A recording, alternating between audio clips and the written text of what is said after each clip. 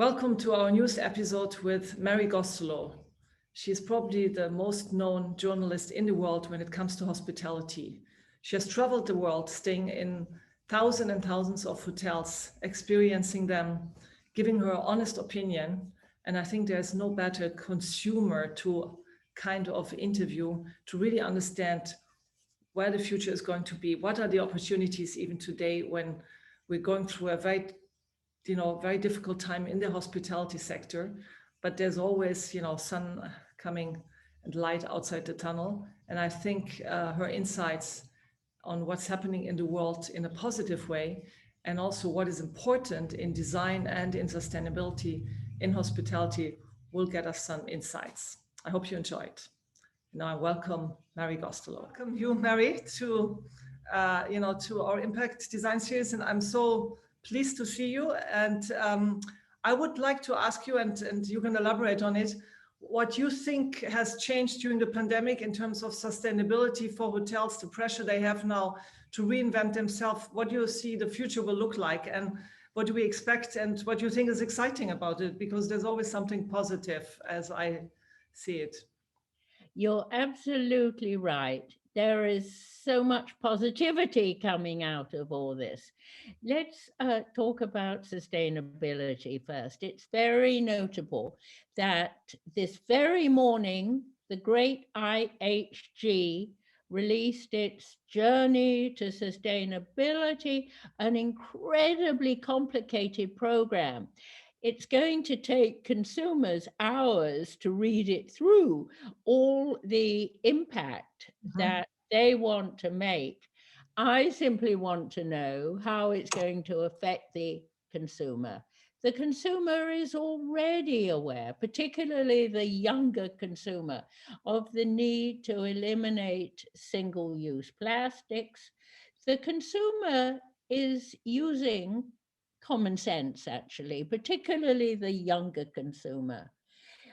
The consumer of today, the consumer of tomorrow, knows that it is not a good idea to fill up our oceans with more and more plastics, including plastics from one-use face masks, of course. I use a snood, which I find much more convenient.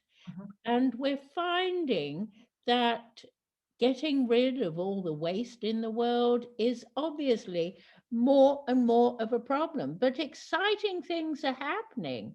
I cover the private aviation world, for instance, and it is incredibly exciting that the big US-based company NetJets is partnering with a company that has a new plant in the Philippines that is taking waste matter from landfill and turning it into fuel that will enable private jets to operate at 80% less carbon emission. This is so exciting. But also, before I leave private aviation, we're also seeing that Scientific American, as well as the world's richest man, are predicting that by 2025, we'll have electric batteries powering small planes and possibly even big planes. And there we're getting carbon emissions cut by up to 90%. So many things are happening. Yes. When it comes to my main interest, which is the hotel sector, it's more or less being taken for granted that we need to be incredibly zealous, but it can't be done too far.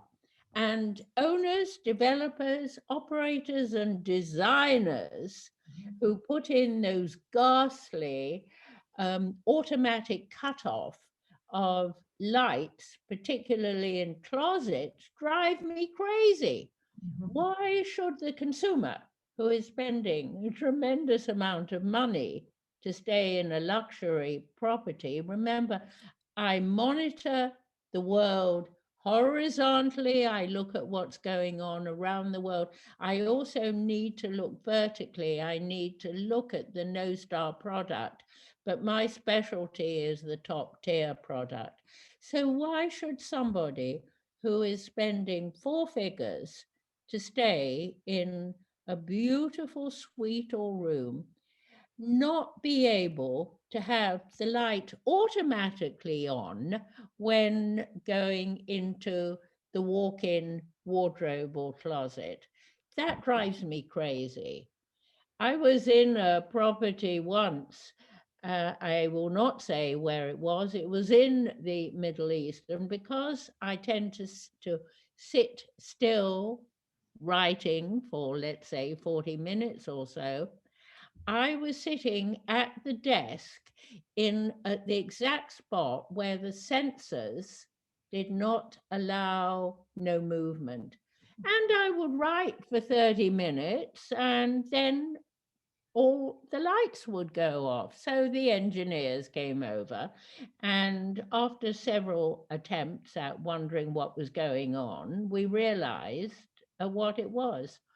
I do think that design is going to have to be even more contemplative of what the consumer wants. Designers, Yasmin, you are the exception to a general rule, but designers have become too much celebrity. Younger people are thinking about interacting with communities. They're thinking about going on different types of holidays.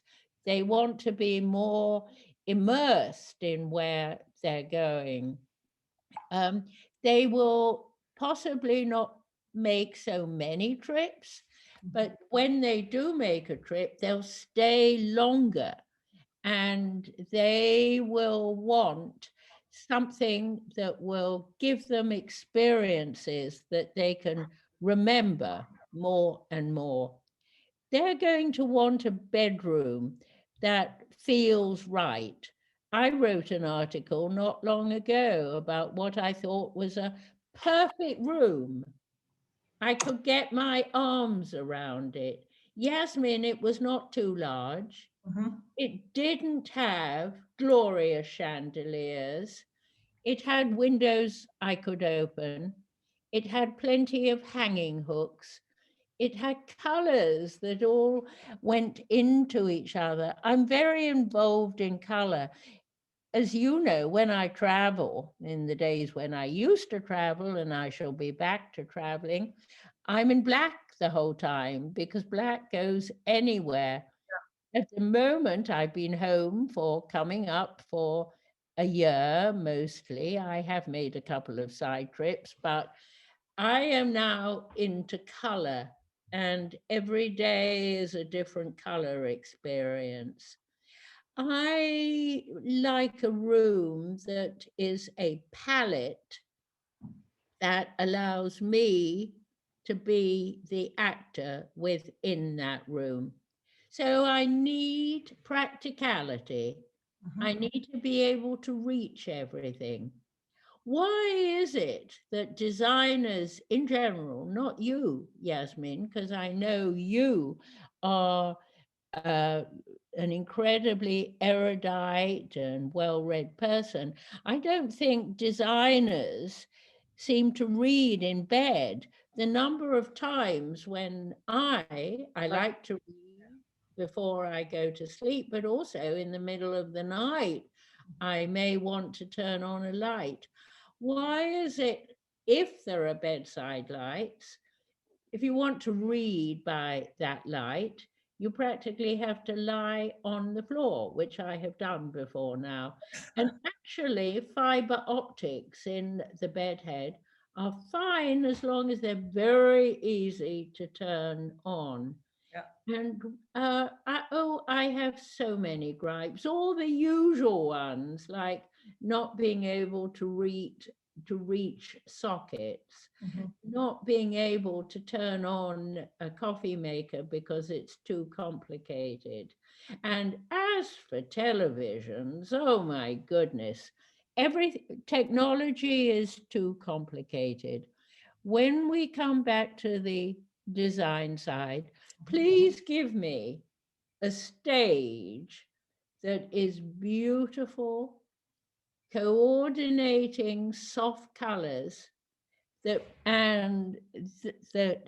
together with perfect lighting make me feel better for spending all that money. And then I will spend more money. I will come back. I will feel good about everything. And as I say every day, life is going to be even better tomorrow. Yasmin, it's been great today. Thank you so much Talking to you. Thank you so much for your insight. Thank you so much for your insight. And I couldn't agree more. And I mean, just something to add on what you just finished saying, the lighting. You must have experienced that in 98%, I would say, of hotels in the world, when you go into the bathroom, you have the lighting from above, you are in shadow. Women cannot, put their makeup, men can't shave. And it's like never done correctly, that you have a really lighting which makes you without shadow and that you look good, because lighting is psychology. Before you leave your room, if you look good, you feel better. I mean, I totally agree what you say, besides functional lighting, but I feel also in bathroom, it's so wrongly done most of the time. The best lighting of any brand is actually in Wynn hotels, because they are marvelous, done by, organized by Elaine Wynn. Yasmin, I must run. Thank you so much. I enjoyed that terrifically. Thanks a lot. I wish you all the best and hope to see you in person soon again somewhere when everything opens up. Well, how about Berlin in September? See you then. Yes. IHIF. Thank you so much. I will see you in Berlin. All the best. Thanks again for our episode with Mary, and see you next time. Bye.